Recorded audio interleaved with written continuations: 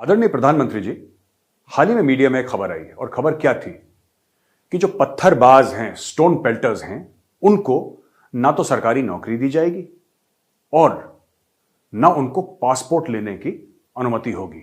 उनको भारत का पासपोर्ट नहीं मिलेगा। सर, इसके पहले कि मैं आगे बातचीत करूं, मैं चाहता हूं कि आप और पूरा देश एक छोटा सा वीडियो देखें। सर, ये हैं lieutenant general KJS Dhillon, farmer GOC 15 core. Sir, general Dhillon वो अफसर हैं भारतीय सेना के जिनकी प्रोफेशनलिज्म की कस्में पूरी भारतीय सेना खाती है।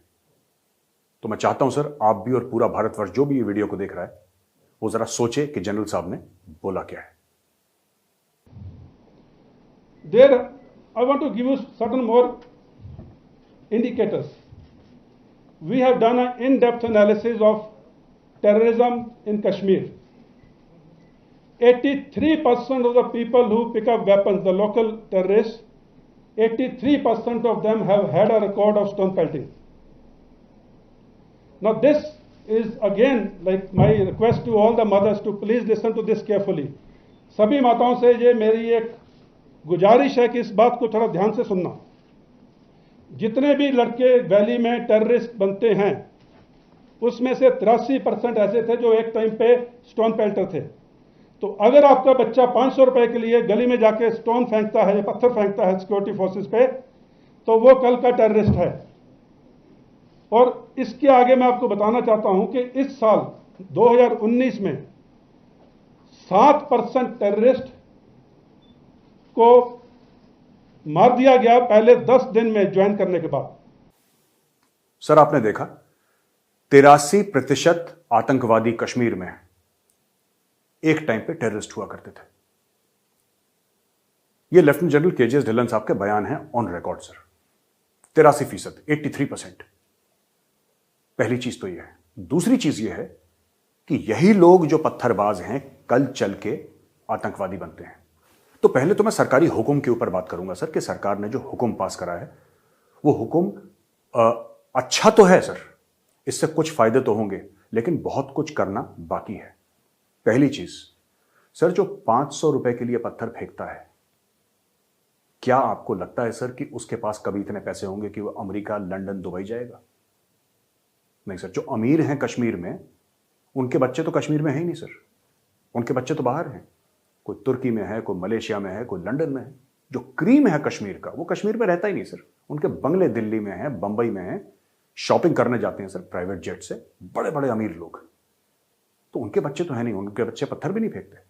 वो लोग अपनी बैठक में बैठ के जिहाद की बात करते हैं, आजादी की बात करते हैं, गरीब के बच्चों को मरवाते हैं, लेकिन खुद के बच्चे उनके बाहर हैं। यही मॉडल आपने पाकिस्तान में भी देखा होगा कि पाकिस्तान के जनरल जिहाद की बात करते हैं, लेकिन खुद का बेटा ऑक्सफोर्ड में पढ़ता है, कैम्ब्रिज में पढ़ता है। तो यही कश्मीर की भी सच्चाई है सर। अब आता हूं मैं संगबाज, पत्थरबाजों के ऊपर। पत्थरबाज हैं कौन सर?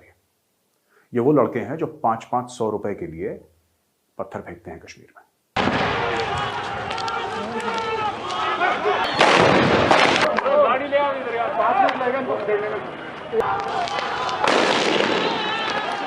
अब इनको बेचारा कहना और गरीब हेडमास्टर का बेटा कहना, मैंने उस प्रकार की पत्रकारिता सर ना आज तक करी है, ना मैं करूंगा। मुझे यह भी नहीं पता सर कि मैं एक अच्छा पत्रकार हूं कि नहीं, लेकिन मुझे यह जरूर पता है कि मैं देशभक्त हूं और जो देश की भलाई के लिए होगा वो मेरी भलाई के लिए होगा। सर, दूसरी चीज है सरकारी नौकरी। सर, कितने लोगों को हम सरकारी नौकरियां देंगे? कितने लोगों को सर?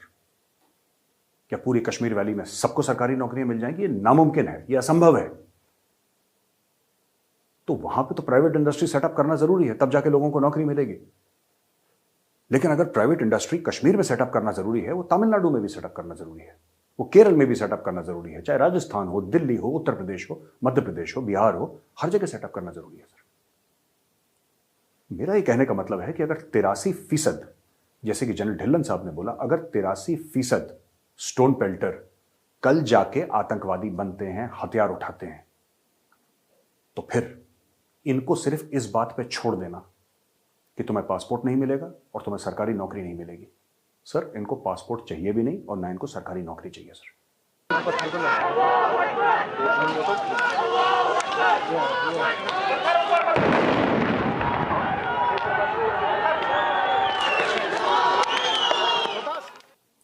मैं आपको 2-3 बातें और बताता हूं सर कश्मीर के बारे में, और मैं जानता हूं कि आप प्रधानमंत्री हैं देश के, और आपको यह जरूरत नहीं है कि सर कोई रिटायर्ड मेजर जो 21-22 साल जिसने पहले फौज की नौकरी छोड़ दी थी वो आपको कुछ बताए।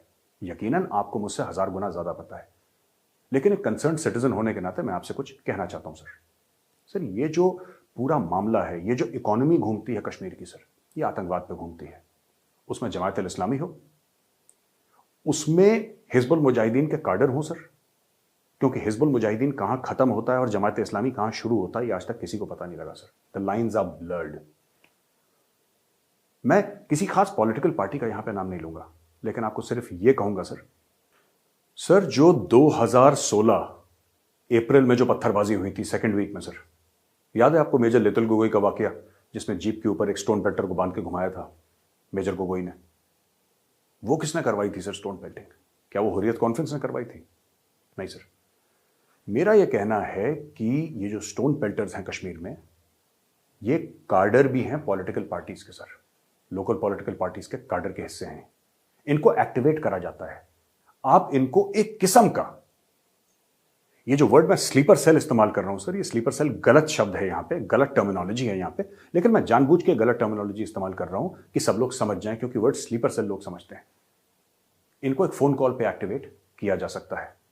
मेरा एक दोस्त है सर कश्मीर में, उसका नाम है अशफाक। अशफाक उसका असली नाम नहीं है, क्योंकि उसका असली नाम मैं बता नहीं सकता ओपनली यहां पे प्लेटफॉर्म पे।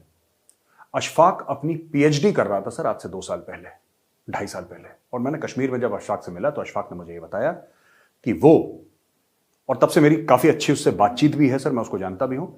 अशफाक एक जमाने में, अब उसने काम छोड़ दिया है, लेकिन एक जमाने में अशफाक के पास 400-500 स्टोन पेल्टर हुआ करते थे, और ये 2-4-5 व्हाट्सएप ग्रुप्स में या टेलीग्राम ग्रुप्स में इन सब से कनेक्टेड रहता था। अशफाक को पैसे आते थे, अशफाक उनको पैसे देता था, और वो लोग पत्थर फेंकते थे।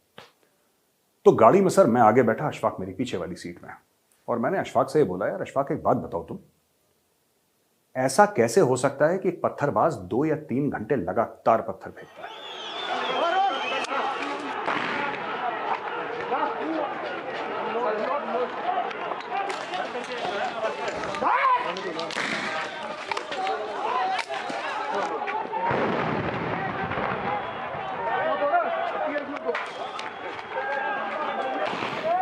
लगातार पत्थर फेंकता चला जाता है। ये थकता नहीं क्या? इंटरनेशनल क्रिकेट के जो फास्ट बॉलर्स हैं वो भी अपनी जान लगा के जब फास्ट बॉलिंग करते हैं तो 3-4 ओवर के बाद वो भी हांफना शुरू कर देते हैं। इनको थकान क्यों नहीं होती? इनकी फिजिकल फिटनेस का राज क्या है? तो अशफाक ने हंसते हुए सर अपनी जेब से एक पुड़िया निकाली, एक सफेद पाउडर की पुड़िया, और उसने बोला कि मेजर साहब यही वो चूरन है जिसको खा के ये लोग जान लगा के पत्थर फेंकते हैं। मेरा ये नहीं कहना है सर कि सारे पत्थरबाज ड्रग एडिक्ट हैं, ऐसी बात नहीं है, लेकिन ड्रग्स की समस्या बहुत गंभीर है कश्मीर में सर, बहुत ज्यादा गंभीर समस्या है ड्रग्स की, और डी एडिक्शन के सेंटर्स कश्मीर में बहुत कम है। उसके बारे में मैं बाद में शायद एक दिन बात करूं सर, लेकिन आज मैं आपसे यह कहना चाहूंगा कि किसी तरीके से हमें एक्शन लेना पड़ेगा। आज का स्टोन पेल्टर कल का आतंकवादी है। ये लश्कर तैयबा में भी जाएगा सर, ये जैश मोहम्मद में भी जाएगा, ये हिजबुल मुजाहिदीन में भी जाएगा। यही है इस्लामिक स्टेट ज्वाइन करेगा सर। और अगर हमने इनको सस्ते में छोड़ दिया कि तुम्हें पासपोर्ट नहीं मिलेगा, अगर उसको पासपोर्ट मिल भी गया सर, उसके पास इतने पैसे ही नहीं है, वो दिल्ली जाने के पैसे नहीं है सर उसके पास, वो लंदन कैसे जाएगा? वो नहीं जाएगा सर, उसको कोई इंटरेस्ट नहीं है आप उसको पासपोर्ट देना दें। सरकारी नौकरी, उसमें से काफी लोग हैं जिनका वो एजुकेशन ही नहीं है सर कि सरकारी नौकरी पाएं, कम से कम 10वीं या 12वीं पास तो मांगते हैं सरकारी नौकरी में, वो नहीं करेंगे। वो पत्थरबाजी करते हैं, ऐसी बात नहीं है कि जो स्कूल के बच्चे हैं जो 12वीं क्लास के उन्होंने पत्थरबाजी नहीं करी, ऐसी बात नहीं है सर कि जो लोग पढ़े लिखे हैं वो पत्थरबाजी नहीं करते, पर मैं आम पत्थरबाजों की बात कर रहा हूं। इनको कानून के तहत सख्त से सख्त सजा देनी पड़ेगी। सिर्फ इसलिए नहीं कि हमें कानून इन पे अप्लाई करना है सर, वो तो है मुख्य कारण, इसमें कोई शक नहीं है कि हमें कानून इनके ऊपर अप्लाई करना है, सख्ती से अप्लाई करना है, लेकिन अगर इनको खुला छोड़ दिया सर तो कल यही लोग AK-47 उठाएंगे और यही लोग आम नागरिकों पे हमला करेंगे। आप ही ने बोला था ना sir, 42,000 Indians have been killed in Kashmir in the last 30 years. आपका बयान था सर 42,000 हिंदुस्तानी मारे गए। ये कैसे मरे सर हिंदुस्तानी? हमारी आर्म्ड फोर्सेस के लोग, पुलिस के लोग, सिक्योरिटी इदारों के लोग, CRPF, BSF, Jammu and Kashmir police, arm civilians, ये कैसे मरे सर? क्योंकि किसी आतंकवादी ने हथियार उठाए। लोग ये कहते हैं कि 1988 में इलेक्शन में धांधली हो गई सर। 1988 में जम्मू और कश्मीर के इलेक्शन में धांधली हो गई, लोग परेशान हो गए और लोगों ने हथियार उठा लिए, क्योंकि लोगों को लगा कि उनके साथ चीटिंग हुई है, उनके साथ फ्रॉड हुआ है। जरूर हुआ होगा सर कश्मीर के लोगों के साथ चीटिंग और फ्रॉड, मैं मना नहीं कर रहा, लेकिन सर ये चीटिंग और फ्रॉड तो यूपी में भी हुआ था, एमपी में भी हुआ था, केरल में भी हुआ था, राजस्थान में भी हुआ था, पंजाब में भी हुआ था, हरियाणा में भी हुआ था सर, मणिपुर में भी हुआ था। भारत में कौन सा ऐसा राज्य है जहां पे एक टाइम पे, अब तो कई साल हो गए ये सब होना बंद हो गया भारत में जब से ईवीएम आया है, लेकिन कौन सा ऐसा राज्य था भारत में सर जहां पे बूथ कैप्चरिंग नहीं हुई, जहां पे फ्रॉड नहीं हुआ? उत्तर प्रदेश के किसी लड़के ने AK-47 तो नहीं उठाई सर। पंजाब में तो कभी ऐसा नहीं हुआ सर। या फिर केरल में या तमिलनाडु में किसी लड़के ने हथियार तो नहीं उठाया सर। ये कश्मीर में ही क्यों हुआ? क्योंकि बॉर्डर मिलता है पाकिस्तान से। इस पर मैं बाद में आऊंगा सर, लेकिन सबसे पहले मैं आपको यह बताना चाहता हूं सर, इनको जेल में डालिए और इनको कश्मीर से हटाइए। इनको जेल में कश्मीर में भी मत डालिए। अगर 10,000 स्टोन पेल्टर हैं सर, तो 1,000 को तो भेज दीजिए केरल, 1,000 को तमिलनाडु और 1,000 को कर्नाटका। फिर 1,000 करके सर इनको नॉर्थ ईस्ट के जो स्टेट्स हैं उधर डालिए सर। किसी को मणिपुर, किसी को नागालैंड, किसी को मिजोरम सर। देश के बिल्कुल कोने कोने में इनको तितरा दीजिए। कोई गुजरात जाए, कोई महाराष्ट्र जाए, वहां पे ये 10 साल जेल के अंदर बंद हो गए, तब इनकी अकल ठिकाने आएगी सर। क्योंकि 10 साल चाहिए सर अभी कश्मीर को नॉर्मल करने के लिए। ये जो बेस है जहां से आतंकवादी जन्मते हैं सर, जहां से वो जन्म पाते हैं, जहां से जन्म लेते हैं सर, ये जो खाद है जिससे आतंकवाद का पेड़ उगता है, ये स्टोन पेल्टर है।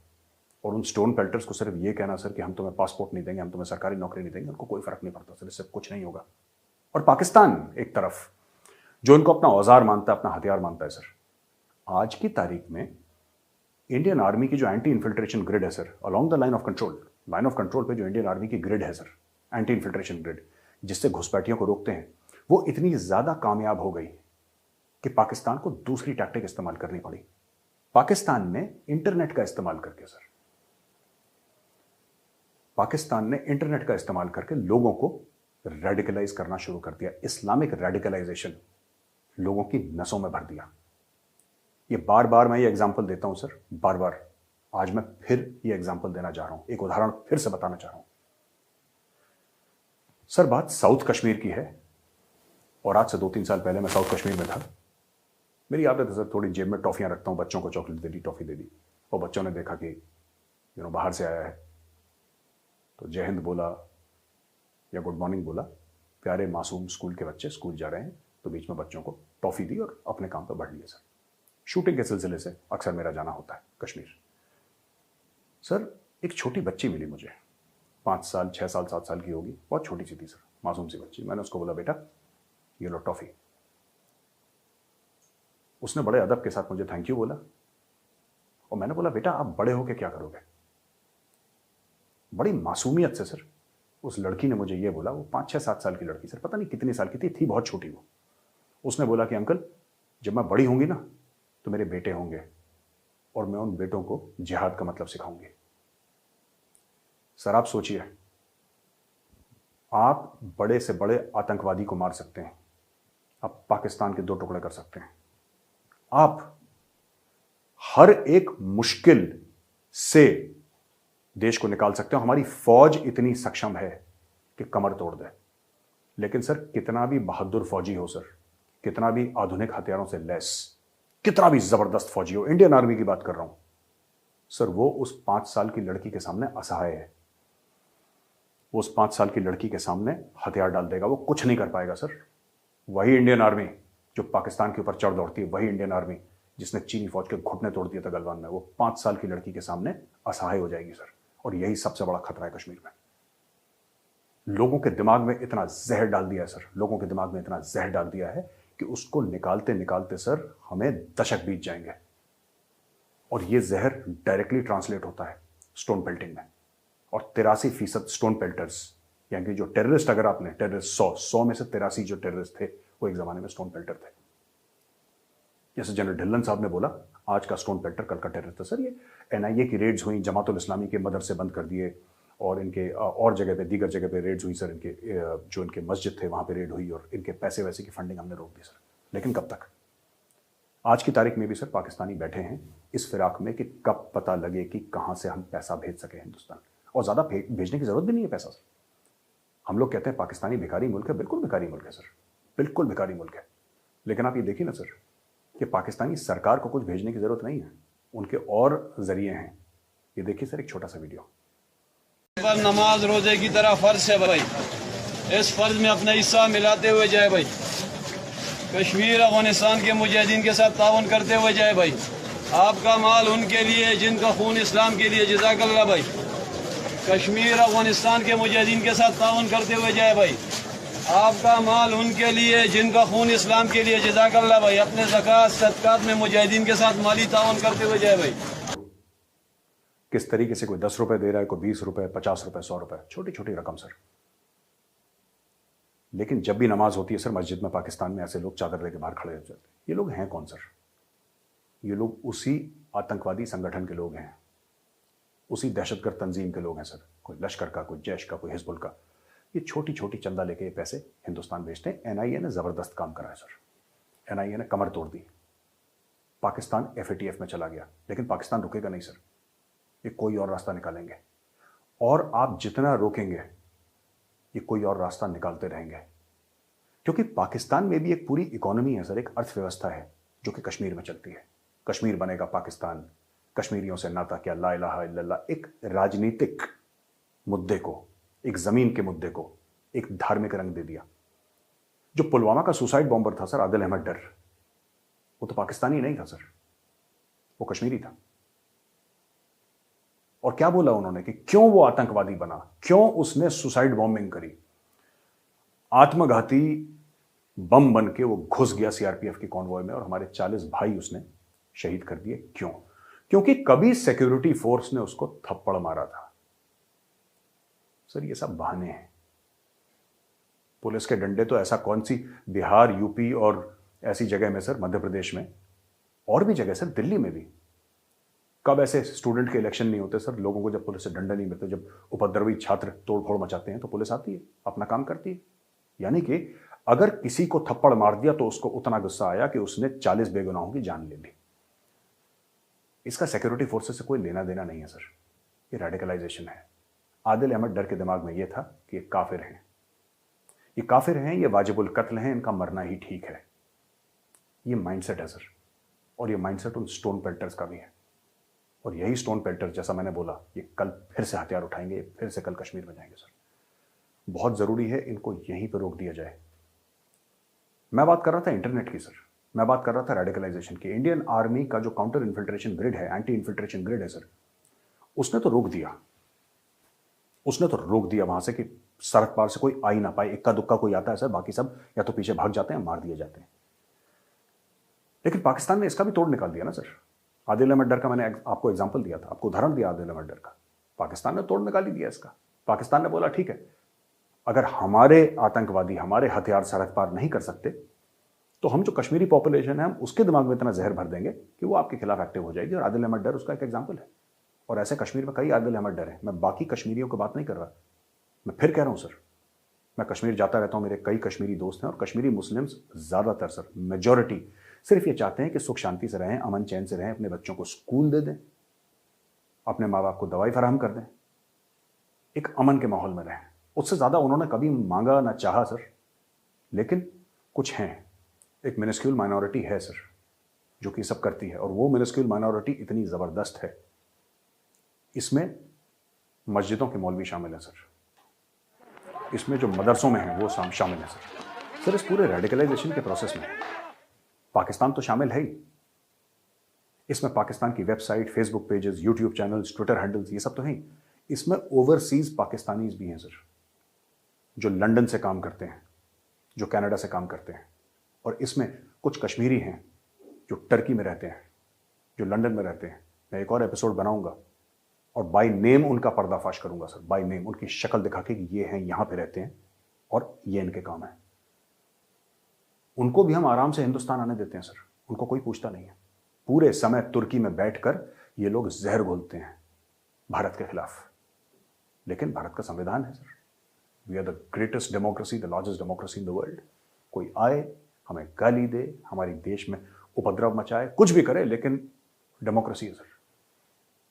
फौजी मर जाए लेकिन डेमोक्रेसी है सर, कोई बात नहीं, उसको तो तनख्वाह मरने के लिए ही मिलती है सर फौजी को। ये हमारी सोच है और ये कितनी गलत सोच है सर। इन लोगों को रोकना होगा सर। बात करनी पड़ेगी तुर्की से, यूके से, अमेरिका से, कनाडा से, न्यूजीलैंड से, ऑस्ट्रेलिया से, लोग जहां पर भी हैं, और इनको वापस लाना पड़ेगा। These are the overground workers of the Hizbul Mujahideen, the Lashkar e Taiba and the Jaish e Mohammed. ये पाकिस्तान से पैसा पाते हैं सर, और खुशी खुशी सर ये इंदिरा गांधी इंटरनेशनल एयरपोर्ट पे लैंड करते हैं या कश्मीर में एयरपोर्ट पे लैंड करते हैं सर। खुशी आते हैं वहां पे और जबरदस्त इनका स्वागत होता है। ये कश्मीर में आके जहर फैलाते हैं, पैसे देते हैं और वापस चले जाते हैं। इनको कोई रोकता नहीं है। अभी थोड़ा बिकॉज ऑफ कोविड इनका आना रुक गया सर, लेकिन ये फिर आएंगे और हम फिर इनको नहीं रोकेंगे। हम लोगों की किस चीज से सर, किस चीज से हमारी इतनी जिसको कहते हैं ना कि हेजिटेशन है सर, किस चीज से? 130 करोड़ है सर, छोटी बात नहीं है। We are 130 crore, 1.3 billion sir. दुनिया में किसी मुल्क की इतनी औकात नहीं है कि भारत की तरफ आंख उठा के देख ले। किसी की औकात नहीं है, ना अमेरिका की, ना चीन की, ना लंदन में बैठे किसी बादशाह की, ना उसके प्राइम मिनिस्टर की सर, ना किसी रानी की, ना किसी राजा की। It's not possible sir. तो ऐसी झिझक क्यों सर? मैं तो आपसे यही विनती करूंगा, इनको पकड़ के एक बार रगड़ दीजिए सर, अच्छी तरीके से। मैं साफ सीधी बात कह रहा हूं, ये भागने ना पाए, चाहे उसको भारतीय मीडिया के कुछ सेक्शंस दुनिया भर का इंटेलेक्चुअल कवर दें। होने दीजिए डिबेट सर, 9 बजे चिल्लाने दीजिए उन लोगों को, क्या फर्क पड़ता है। लेकिन मैं आज फिर आपसे विनती कर रहा हूं सर, मेरा हाथ जोड़ के आपसे आग्रह है, इन स्टोन पेल्टर्स को अगर आज छोड़ दिया सर तो कश्मीर में कल फिर खून खराबा होगा, क्योंकि ये वो फसल है जो इंतजार कर रही है कटने का, और इस फसल को काटेगा पाकिस्तान, पूरा फायदा उठाएगा सर। पाकिस्तान पूरा फायदा उठाएगा इस फसल का। वो तैयार बैठी है सर, वहां पे तैयार बैठी है। आज आपने इनका गला घोट दिया, ये मरे नहीं सर, ये अभी जिंदा है। They are not active, they are dormant, they will be active once more. एक फोन कॉल आएगा पाकिस्तान से सर, पैसे दोबारा आएंगे, ये दोबारा पत्थर फेंकना शुरू करेंगे, और फिर वही चीज जो लेफ्टिनेंट जनरल के.जे. ढिल्लन ने बोली थी, इनमें से 83% फिर से आतंकवादी बन जाएंगे सर। 10,000 से ज्यादा स्टोन पेल्टर्स हैं कश्मीर में सर, आप देख लीजिए 10,000। मैं अक्सर ये बात सोचता हूं कि हर साल हम 100-200 आतंकवादी मार देते हैं और फिर 100-200 जन्म लेते हैं सर। हर साल 100-200 आतंकवादी मरते हैं, फिर 100-200 जन्म लेते हैं, और इसमें से ज्यादातर लोकल हैं। ये कैसे आ रहे हैं? ये कैसे आ रहे हैं? पाकिस्तानी तो हैं इसमें कुछ, लेकिन ज्यादातर लोकल हैं सर। क्यों हर साल ये 100-200 का फेर चल रहा है sir? The core is Islamic radicalisation in the valley, the core is Nizam Mustafa in the valley sir. सच्ची बात यही है। अब लोग, मुझे पता है, इस चीज को गलत तरीके से लेंगे सर, बात करेंगे कि ये कॉम्युनल बयान है। कोई कॉम्युनल बयान नहीं है सर, सच्ची बात है, ये सच्ची बात है। जो इस्लामिक स्टेट है, जो कि कश्मीर में एक्टिव था कुछ समय पहले तक, इस्लामिक स्टेट क्या कहता है कि हमें यहाँ पे शरिया नाफिज करना है, हमें यहाँ पे निजाम मुस्तफा लाना है कश्मीर में। वही बात अगर मैं बोलता हूँ तो मैं कम्युनल हो जाता हूँ सर, और वही चीज अगर वो लोग बोलें तो वो ठीक बात है, वो सेक्युलर लोग हैं सर। ये विरोधाभास है हमारे देश में। लेकिन मेरी आखिरी में सर आपसे यही अपील होगी कि सर हमें इसके ऊपर कड़ी से कड़ी कार्रवाई सर, कोई रहम की जरूरत नहीं, कोई दया की जरूरत नहीं सर। लोग कहते हैं बच्चों का करियर बिगड़ जाएगा, बिगड़ता है, बिगड़ने दीजिए सर। इनकी जिंदगी बर्बाद होनी है, बर्बाद होने दीजिए, वैसे भी इनकी जिंदगी बर्बाद है। जिस दिन इन्होंने वर्दी वाले के ऊपर पत्थर फेंका था, इनकी जिंदगी वैसी बर्बाद हो गई थी सर। इनको जेल में जाना होगा सर, आप इनको जेल में डालिए, इनके ऊपर केस करवाइए, इनके ऊपर जो भी धाराएं लगती हैं टेररिज्म की, मुझे नहीं पता सर कौन सी हैं, इनके ऊपर धाराएं लगवाइए, इनको जेल में डालिए। मैं आपको आखिरी में सर सिर्फ एक ही विनती करना चाहता हूं और एक बात बताना चाहता हूं सर। सपोला बड़े होकर कभी खरगोश नहीं बनता सर, वो सांप ही बनता है। ये आज सपोले हैं, ये कल के सांप हैं सर, इस कल सांप बनेंगे जाके, और यही भारत को डसेंगे, यही भारत माँ की छाती पर खून बहाएंगे सर यही लोग। आज इनका निपटारा जरूरी है, क्योंकि कल का हमें कुछ नहीं पता सर। कल पाकिस्तान क्या गेम खेलेगा और कश्मीर में फिर से एक बार लहू बहना शुरू हो जाएगा। जय हिंद।